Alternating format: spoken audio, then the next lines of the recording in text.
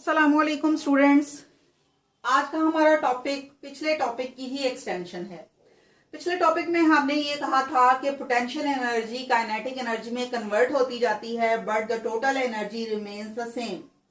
और इस total energy के कांस्टेंट होने को हम कहते हैं कंजर्वेशन ऑफ एनर्जी, यानी total amount of energy remains constant.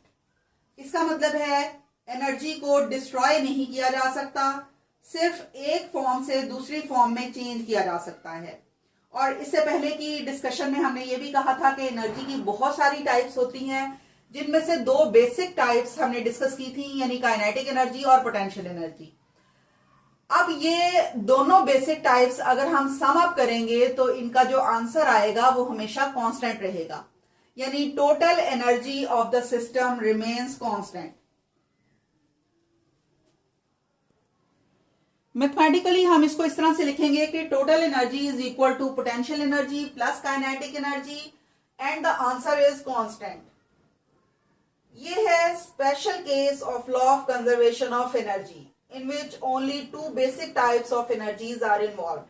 इसके अलावा भी बहुत सारी एनर्जीज चूंकि इन्वॉल्व हो सकती हैं, जो भी सिस्टम हम डेली लाइफ में स्टडी करेंगे। ये law of conservation of energy basic laws of physics में से एक है और डेली लाइफ में हम बहुत सारी जगहों पर इसको ऑब्जर्व करते हैं।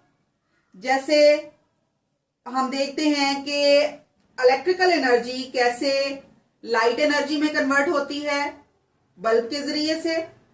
इसी तरह से हम केमिकल एनर्जी कन्वर्ट होते हुए देखते हैं इलेक्ट्रिकल एनर्जी में, जैसा कि सेल्स के केस में होता है। यानी एनर्जी एक फॉर्म से दूसरी फॉर्म में चेंज होते हुए हम अपनी डेली लाइफ में बहुत सारी जगहों पर देखते हैं। और अक्सर ऐसा भी होता है कि टोटल एनर्जी सेम नहीं रहती, क्योंकि कुछ एनर्जी हीट की सूरत में एस्केप कर जाती है और एनवायरनमेंट में चूंकि शामिल हो जाती है और उस एनवायरनमेंट से हम हीट को मेजर नहीं कर पाते। इस वजह से हमें लगता ऐसे है जैसे एनर्जी कंजर्व नहीं है, हालांकि वो एनर्जी हीट की सूरत में एनवायरनमेंट को चली गई है, लेकिन टोटल एनर्जी अभी भी कांस्टेंट है।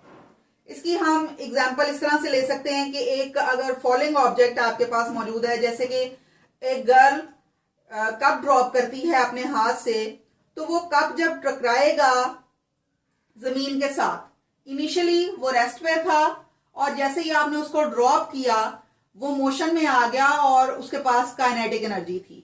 काइनेटिक एनर्जी लेकर जैसे ही वो जमीन के साथ टकराया तो जमीन पर टकराने से कप के टुकड़े हो गए और वो टुकड़े डिफरेंट डायरेक्शंस में मूव कर गए, यानी जो पूरे कप की काइनेटिक एनर्जी थी वो कन्वर्ट हो गई काइनेटिक एनर्जी ऑफ पीसेस में।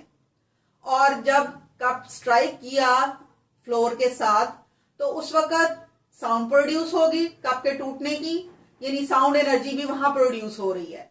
और चूंकि कप स्ट्राइक कर रहा है फ्लोर के साथ तो दो चीजों के टकराने के दौरान हीट प्रोड्यूस होती है, यानी कुछ हीट एनर्जी भी वहां पर इन्वॉल्व थी। यानी इनिशियली कप हाथ में था, उसके पास पोटेंशियल एनर्जी थी, जैसे ही आपने कप को ड्रॉप किया वो मूव करता हुआ नीचे की तरफ गया, यानी उसके पास काइनेटिक एनर्जी थी। और जैसे ही वो फ्लोर से स्ट्राइक किया वो काइनेटिक एनर्जी कन्वर्ट हो गई काइनेटिक एनर्जी ऑफ पीसेस में, साउंड एनर्जी में, हीट एनर्जी में और मैकेनिकल एनर्जी में, जिसने उसको पीसेस में कन्वर्ट कर दिया।